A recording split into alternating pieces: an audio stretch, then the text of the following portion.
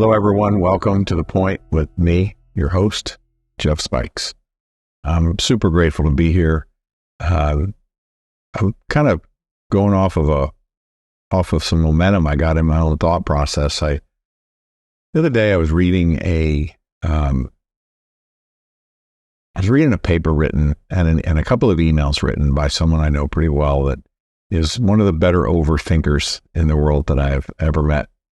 We both grew up in a world of studying and learning and being taught metaphysics. And it was when I've seen when we're raised with metaphysical beliefs and in systems and structures of how to be a metaphysical person and how to manifest and how to heal and do other things, it can be very interesting. I've seen many different reactions and responses from people that I know that were raised that way. And mine particularly was, I remember feeling that like I had been introduced to this amazing, huge power that, they had lots of names for it. There was God, but there were lots of synonyms for what God meant. And just remember through the Bible stories and through everything else, these amazing things that happened that made God so big. I had this somewhat of a connection to the idea that I never understand it. And I had some type of a problem with people that were teaching me because they were telling me things that were so complex that I didn't think they could understand it. And it was just too big and I don't know. So I argued quite a bit at a very young age.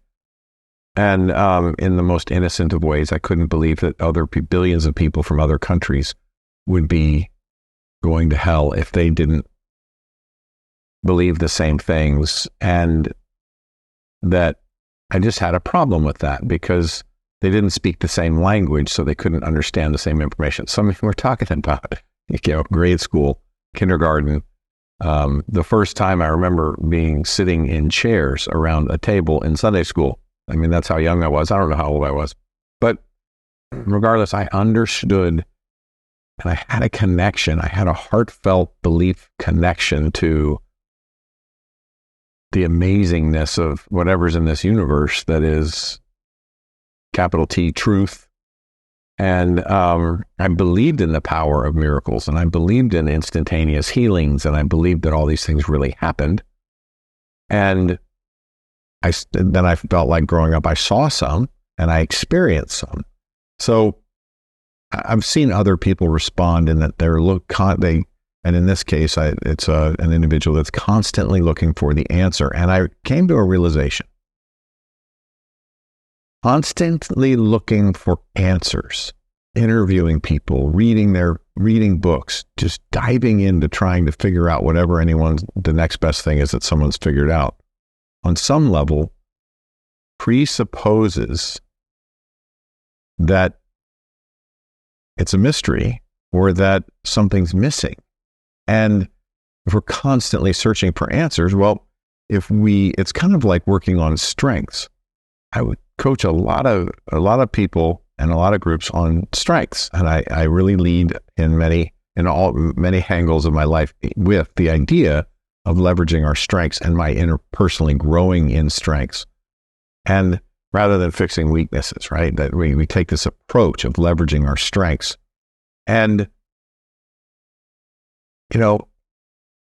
in doing so, I notice a lot of people, including myself at times in my life, and maybe even still today, are working really hard at something that's easy for us.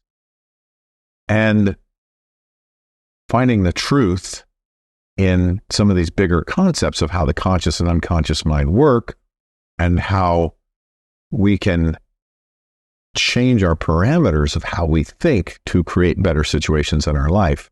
And some of them are very simple, but these things that we do, it's very possible and simple that we work too hard at something we're great at. Somebody I know, and I think in a previous episode we might have talked about it, maybe it was on a Facebook Live, all 9 of the strategic themes in the Clifton Strengths model are in his top 10. And I don't remember what his number 11 was, or number 10 was, and what category that was in, but strategic thinking was his strength. And he worked so hard all of his life at strategy, and he overdid the strategic side. And it's like, if that's a strength, and if we've really leveraged our strengths and we've really learned about ourselves and we've honed those skills, there's a theory or a thought process that says that then working in the world of strategy should be simple, easy, effortless. So why are we working so hard? And, there's that answer of, man, all of my themes are strategic, or I'm such a strategic person, or I'm really intellectual in everything that I do. So I have to take it to this level, or think to this degree, or strategize in this way. And I question, is that true? So I think the call to action, right? So let's move past this really quick, go to the call to action, that sometimes it's important to act as if. Right? Sometimes we want to act as if we are already where we want to be and move beyond the limitations. And as we find presuppositions, as we find ideas that are limiting us, that are anchoring us back, as we find that there's some resistance and there's some hidden gain from the past, there's some type of attachment to a story or a reason to be a certain way, that we're not fully consciously aware of what that gain is, then we want to clear. When we learn those things, we want to very quickly clear them. And it's critical to know what we want instead. It's really critical to know what we want. So developing that idea of what we want is powerful, important. Now, low self-esteem, self-doubt, a lot of these other things get in the way of us having the permission and giving ourselves the permission to actually jump up and move forward. So there's some base work that gets to be done, right? There's all kinds of stuff. There's all kinds of things that we can do to do that. Those are pretty simple moves, but so we're talking kind of top level here. But I'm going to bring it back down and keep it on the ground, because what it means sometimes, and this is something I've practiced, right? For me to overcome a lot of the traumas that I've overcome in my life, I have practiced this brute force, this taking the stand of brute emotional force against my typical emotional landscape. I've just done behaviors that ended up feeling really uncomfortable and just lived in that and tried to work through the lessons of that until I could become and rest in this new way of thinking or way of being or behaving. Now, we can do that with behaviors and chemicals and other things with addictions, but tobacco, with food, and it's really uncomfortable if we're eating a lot of sugar to just stop eating sugar. So very similar, but if we're practicing a mode of constantly noticing things that are out of place with others and with our circumstances and our situations, if we're always looking at the things that don't jive well, that's here and they're different, they don't work well together, and these are the problems. If we're always looking at that, looking at the failures, the problems, the weaknesses, and just doing that, and we decide we're no longer going to do that, we're going to develop some systems and processes and just push through and force ourselves to think positive thoughts, to look for the similarities and the things that we do connect to, so that no matter where we are, and we notice ourselves picking up on the others and we stop and do the other, it can be uncomfortable because it's a different way of being. And maybe the ways we were thinking and the things we were focusing on were protecting us from something. Sometimes that's what we don't understand, is this sabotage, this thing we end up calling sabotage, when all it really is that we're not knowing something that's truth that we really on a deep level know.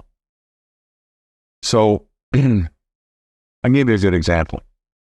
A really good example was I was in a significant amount of emotional pain a number of years ago, as my mother was ill with Alzheimer's and in a home and coming towards her end. And, I had realized for many years that I was doing something for her, nurturing and caring for her, in a way that she was never able to do for me. And I had some conflict there, right? There was a part of me that was like, why are we doing this? I remember leaving different situations where I was her advocate and I was the one taking care of her. And I felt this real problem, internal problem, emotional stress. And when I sat with that and relaxed with it, it was, oh man, it was uncomfortable because there's a part of me that was like, man, she was never there for you. Why are you doing that? Well, I forcibly stood by and did the behaviors of taking care of my mother out of a loving place, and then worked towards bringing the rest around and becoming more comfortable. Well, one of the things that came from that is I was really thinking through what the problem was, right?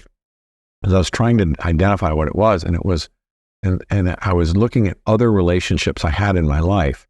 And one of the things I realized was that regardless of all these things, it boiled down to this one just strange thing that you may be listening right now and hear, man, that's connected to you. But for whatever reason, it wasn't feeling connected to me. You may hear this and be like, man, well, of course, duh.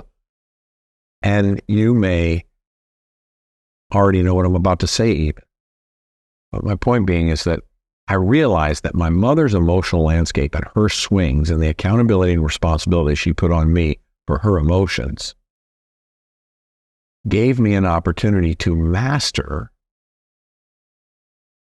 the energy of those emotions and that stuff coming at me or being next to me or near me, and that I could successfully manage myself and be emotionally sound and stable in the midst of a lot of emotional upheaval.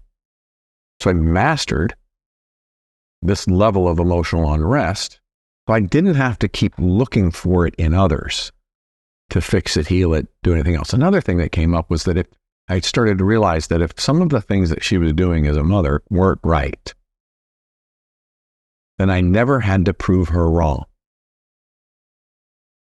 Right? So by me wanting to prove that things didn't happen or that they were wrong, which was naturally invalidating, and that's a whole nother target we can go down. But the point being that I was doing to myself what I was taught. I was treating myself the way I was taught that I should be treated. It makes perfect sense, right? Of course I'm going to follow through with as I learn, right? Until I learn. So what I finally clicked for me was this understanding that I already knew everything I needed to know from this. There was nothing more to solve. There was nothing to prove otherwise. All that I needed to do was validate myself, how I felt, and the thoughts that came from it, take the lessons. And some of the lessons were that I already mastered how to manage this. There's no longer a need to fight with it, to struggle with it. So when I feel some dissension between myself and another human, I have mastered that feeling and that knowing of what happens when I feel some level of dissension, of aggravation, of intolerance. And I can find peace with that and know how to connect or disconnect to maintain my own mental, emotional, physical health. And maybe even be helpful and useful to them and not dig in and get hooked and triggered into their drama. So, huge breakthrough for me, right? Now, I wouldn't have benefited from that had I not made the decision to do what I felt was the right thing to do as a loving son in the moment and not having to live with the confines and the limitations I'd put myself on in the past. So I showed up as if, and as I felt myself feel different things, beautiful, amazing lessons came from it. Those beautiful, amazing lessons came because I felt some discomfort and some pain. Discomfort, pain, all of these things. I want to encourage everyone to not consider these things as good or bad. Let's just stop now. You want to move into something uncomfortable now? My call to action today would be stop thinking of all of these things as good and bad and look at them as just what they are. Look at them as just emotions. Some emotions, William Lamb with Upgrade said this a couple of years ago in a training, and it stuck with me ever since. It's very resonant with another way I used to say it, but this way of saying it is so much better. And that is that there are resourceful emotions. There are emotions where I feel energized and resourceful and like I can do anything. And some are unresourceful. Some have me just in the dumps, feeling pretty incapable, not motivated, not wanting to get along, not wanting to do all these things. Now, there are some emotions that I would have thought were bad that are actually helping me feel resourceful sometimes because they come from that same stress line, but it's a positive stress of feeling motivated. And that can be confusing sometimes to feel something, feel like some anxiety and think, boy, that anxiety is really just a message to move in a direction. And there's some anxiety and the feelings that are like, that have this message of don't move in a direction, yet it's only the way I'm thinking about it that changes. So when I got rid of the good and the bad, I could start looking at this as, okay, I'm feeling really unresourceful in this state. And then I got to sort that. And sometimes it was as simple as acting as if and learning why I felt uncomfortable.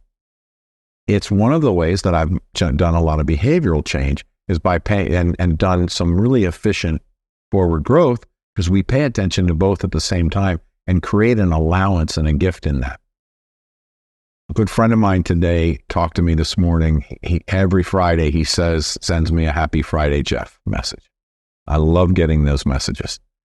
I send him a picture of wherever I am, sometimes of where I've been in the last few days, and I just try and be super cool with him and just, dude, happy Friday, here's where I'm at. And if I'm in town, we'll meet up. And I really enjoy that interaction with him. It's simple, keeps us connected, and it works. I didn't hear from him this morning. It was Friday. And I texted him. Well, it turns out he's sad today, and he's letting his dog go. He's got to put his dog down. His dog's gotten sick, and it's time to let his dog go. And he's sad. So he just wasn't feeling very resourceful. Well, of course he's sad, right? Now we could huff up and act as if it doesn't bother us and do all these things, but maybe we don't need to do that in that situation, right? So sometimes we have these emotions that we feel unresourceful, and all we have to do is process them, allow them to be there, and allow them to flow through. To do that, I had to develop a belief, and I help people stick with this idea that feelings are not meant to stay in us, they're meant to flow through us. So when we're having a healthy response and reaction to something and we feel unresourceful, self-compassion and self-care and relaxing and breathing into it and allowing that emotion to flow through us.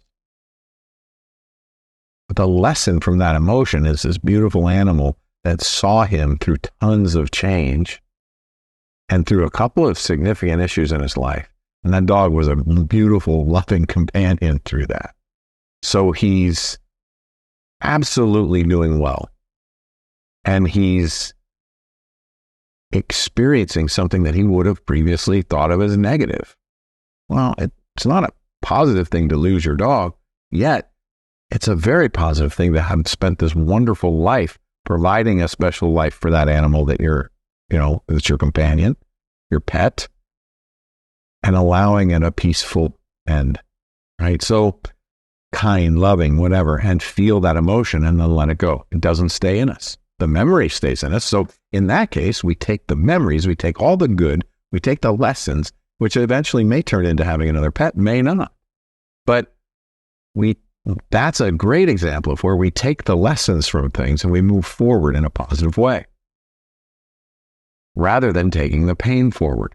We don't remember the pet for the pain in the end. We remember, and we might miss them, but we always remember the pet for what a great pet it was. So part of the way that we can do that. So we observe, right? We can get into this place of understanding our emotions and that they're not decision drivers, right? Our emotions are not meant to drive our decisions. They're meant to become, and they are, delivery mechanisms. They're delivering a message to us. Sometimes it's feel it and let it flow through because you're in the moment. And sometimes it's, there's a lesson I didn't learn that I keep repeating and it's over and over. Let me learn that lesson, figure out what I want instead and move into it. And sometimes it's knowing that it's when it becomes such a repetitive cycle Sometimes it's as clear and clean as realizing that we've known what to do all along. We're just hanging on to it for some reason. So once we are clear that our emotions are not our decision-making drivers, that are decision drivers, and that they're just delivery mechanisms for lessons, we can observe how they desire and drive us, how that moves our desire to do things. Man, that emotion makes me want to do this, that, or the other. And we can laugh with joy, even in a difficult time, knowing the lesson is here, knowing the lesson's coming. So our task would be to connect and share the emotional journey with each other rather than belabor them, so that, because when we share them, we take the power away. Well, how many times do we connect with people and we don't want to dump on each other and, oh, you have problems, so I'm not going to share my problems with you? That comes from a belief system that these problems are sticky, and they're not. We're presupposing that that these challenges are a problem and that there's something that can stick to us, and they're just not. That's like in the metaphysical world of trying to dig for an answer and keep looking for an answer when you already have it. When we already know that our breathing and our centeredness and our gratitude and our words, the words we use in our own minds with ourselves, are creation. They're creating things in our life. When we know that, we can just know that and do it. Why do the opposite and have to fight?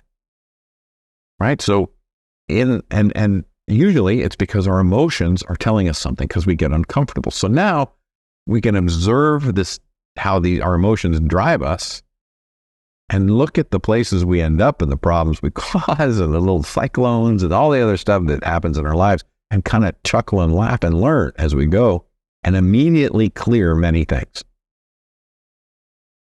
When we realize that we've known for quite some time, we just haven't been showing up in that light, we can easily and effortlessly just move right into what we know. And then we can start to visualize and envision really that way of being, that feeling and that sense of self, when we are resourceful and confident and just clean in our intentions and okay with the decisions we're making, really more accepting of ourselves. So that's our task, right? Just to connect and share that emotional journey. Don't belabor it. Don't beat each other up with it, but just share it as a way of removing the power from it and moving forward into the positive behaviors. I'm going to come back to this thing because I come back to it all the time. That's very difficult to do when we don't understand the highest arching goal of what we want in life. Very difficult. We stay in the minutiae. We stay in the little details of things if we can't get this big vision understanding of what our goals are. Bigger the better, because it really does then gauge a lot of these other things that can just fall off because we know it's not a part of it.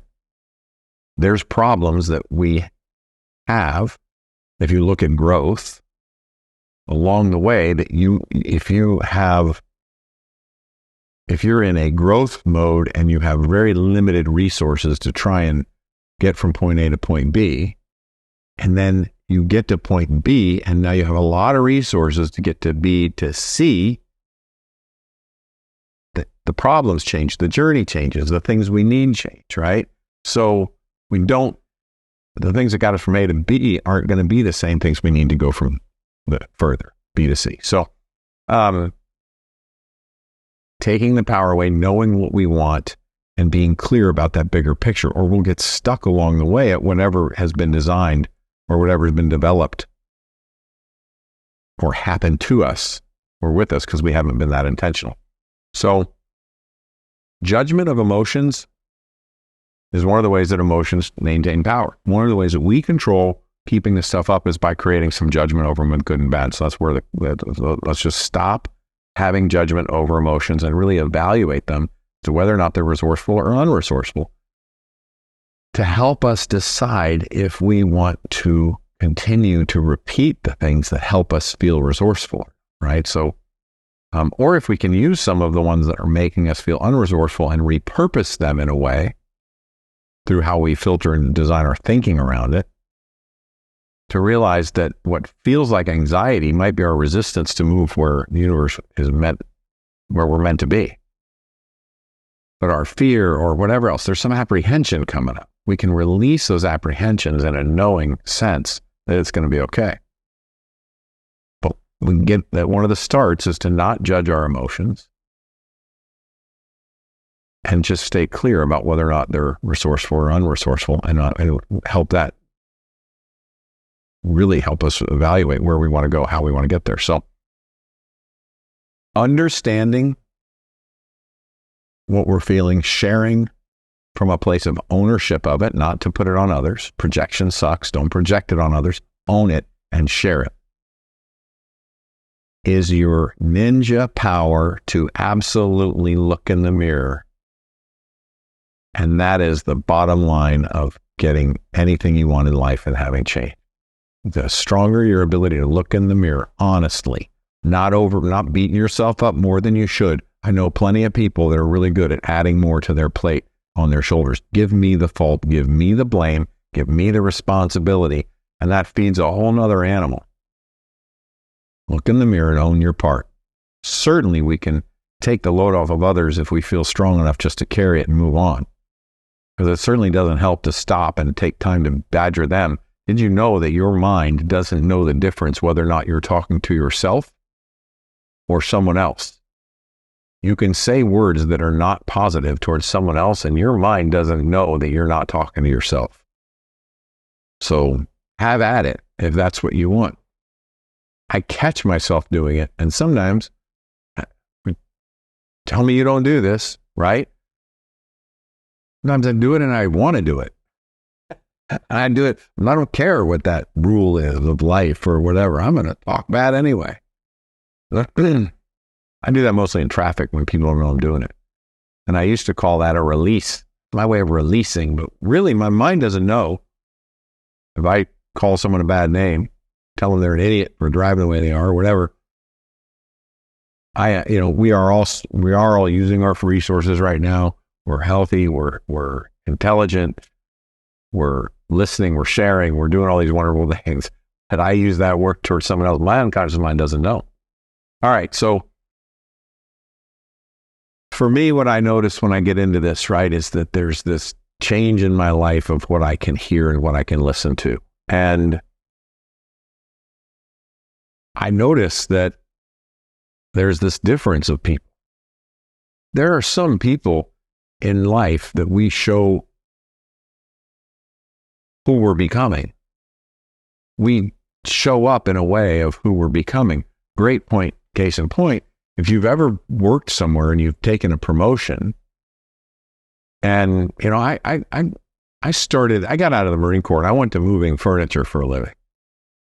I started lumping furniture, and I wasn't afraid of hard work. I'd do landscaping. I bought a truck and I was hauling trash away for people. I didn't care. I was doing anything I could to make money on a level of existence that I thought I deserved, and that I thought I could win at, and that I thought I could own a company doing, because I really wanted to grow and own a company and do other things. And I just took on the next best thing I could.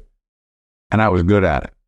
And I spent a long time in the household goods and in specialty moving, and I got really good at being called for all this oddball stuff. I did some really cool things. And I was in Northern California around San Francisco. I did this huge project for the third largest electronics museum in the world. I was so grateful to have led that project, and that's for another day. But I just felt great about it. I did things with cranes and did weird things with trailers and all these things to move stuff that people said couldn't be moved, or no, people wouldn't because they didn't think they could do it without breaking it. And I just became known for doing all kinds of things like that. And because I'm always thinking bigger, but who cares? I had to shift from this person that thought I owned, that's all I could do.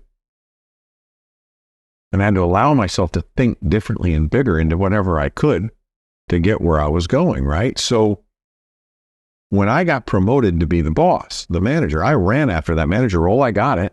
When I went to go after being that manager, I didn't show up as the guy lumping furniture anymore. I showed up as the manager. And I'd been trained to be an NCO, in the military, and I knew some leadership skills. I'd grown up being taught some leadership. We had leaders in our family. There were things I had learned.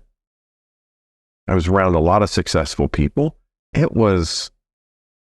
had learned some stuff, right? But I still was shifting in an organization from being a lumper and someone that could drive to managing the company. So if you've had a promotion when you all of a sudden become a manager or you have a heightened position, you don't show up as the previous position, you show up in your new position. That's what we're talking about. Some people in our lives, we show only who we are becoming. You take on a new role in a company, you show up as the boss you'd like to be and improve from there. And some we share where we've been because they were there for it. And some we learn to trust and we develop these relationships where we're bolstered by each other. We come together and we get tight, and it helps us learn how to move through life and maintain relationships as we change. So ultimately, our superconscious minds, the unconscious conscious connection, right? This I already know how to use all this information. We already know most of the solutions. We're struggling with how to execute it with all the limitations and stories we have. I'm going to talk about this for a second. Another thing that happened this week, this is kind of the momentum of my week that's happened, right? I was talking to somebody that was going to a class about where they're teaching a bunch of teachers before the year starts and putting them through a program on being trauma informed. And that's a nice buzzword. Trauma informed. I'm sorry, I keep kicking the table and it's shaking the camera, but being trauma informed really means nothing more than you understand that you can feel like your skin's peeling off if you get reminded of trauma or if you have trauma. Trauma informed is not very kind and considerate, and the way we teach it is pretty cavalier in many cases. And we've thrown it around as we have a trauma informed school, we have a trauma informed environment, we have a trauma informed therapy practice, or the trauma informed coaching system.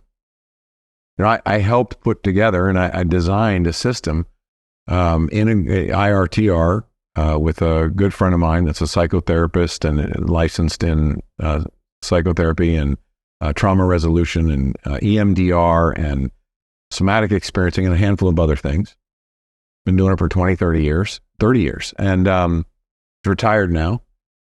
But we developed together with his therapeutic ideas of EMDR of how to help people with trauma, because he learned and me helping him and us working together. I used to help him run workshops, and what we learned is that we all show up with resources.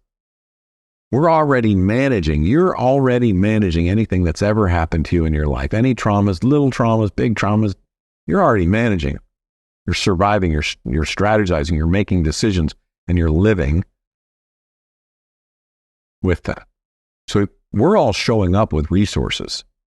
We get into the psychotherapy worlds and the psychiatry and all these other things, and depending on our level of how we're showing up, how we're demonstrating, how we're presenting at the time, could put ourselves in all kinds of categories. But the truth is, we're already showing up with our own resources. So a therapist or a trauma program or all these other things can add resources for us to utilize and practice. And we can integrate our own resources, and we can learn some new resources with tapping and breathing. And we can get coaches and work through our physical selves and work through our mental self and do all these things. But at the end of the day, we're the owners. We're sitting in the driver's seat with all these resources, including the psychiatrists, including anybody. I now consider my general practitioner a resource. He's on my team supporting me moving forward. That framework helps us change everything. If I have a coach, I have a couple coaches, I've had a therapist, a psychiatrist, I work with a VA, I have friends, I have peer coaches, I have business, all these different things. I have a pastor, I have other spiritual guides, whatever I want to, and then I have individual resources with breathing, daily routines, training routines, all these things. So all of these resources come together for us to deal with things. And it doesn't matter the size of traumas we've had or how many of them or how much, the feelings are all the same. There's no competition. It's one of the areas in life where there's no competition to have done any better. We can't one-up each other. Humans try all the time to one-up each other with how bad it's been. But it has no value because we all relate to the same feelings. So that's one of the beauties of looking for what we relate to instead of what we don't relate to when we're doing these things. Looking for what we relate to versus what we don't helps us learn to get along in the world and find the resourceful emotions that help develop positive bonds and help us move forward with more momentum rather than looking for everything we don't agree with, which just kind of keeps us in a grind. So I hope that this has been useful and helpful information. I just felt driven by this week. And the other thing I've felt driven by lately is to share a little bit more authentically about the past. I just want to say, I think one of the most responsible things we can do with the stories we have in our life are to be really cautious, considerate. Considerate's the best word I can think of for it, with how we share our stories. To share them in a way where we're heartfelt, doing our best to help others see hope and promise and positive. Because it's very easy to overshare and to trigger and do other things. And it's just not useful.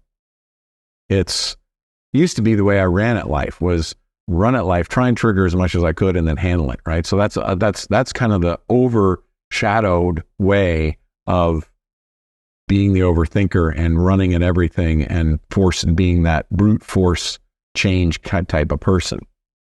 Doesn't have to be difficult. We can still use a little bit of brute force, but it doesn't have to be that difficult. So that's my 2 cents for today.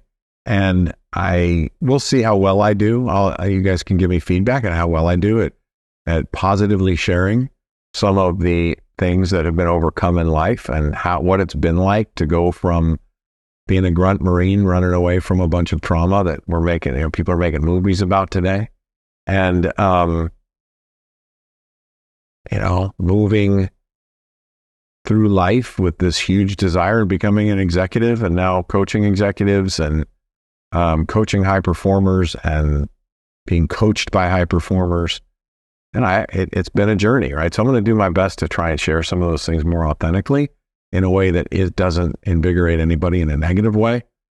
That's very important. And I look forward to many more of these conversations. I've been really keep the comments and the questions and the phone calls coming. I really appreciate everyone that's connected with me over all this. So make this a beautiful day, and we'll see you next time. Thank you for joining us for another amazing episode of The Point with me, Jeff Spikes. The greatest compliment you could give me is liking, loving, and sharing this episode with all your friends. So please, if you're on Spotify, iHeart, or iTunes, leave a 5-star rating and review. If you're on YouTube, like and subscribe. Make sure to tag me. I love hearing from you, the listeners of this show. The links for all my social and iTunes are in the show notes. Also, if you'd like to engage with me in anything related to my coaching, consulting, speaking, or programs, please visit jeffspikes.com for everything you would need to know to engage with me offline. And lastly, thank you for your time, your attention, and your consideration. This is The Point.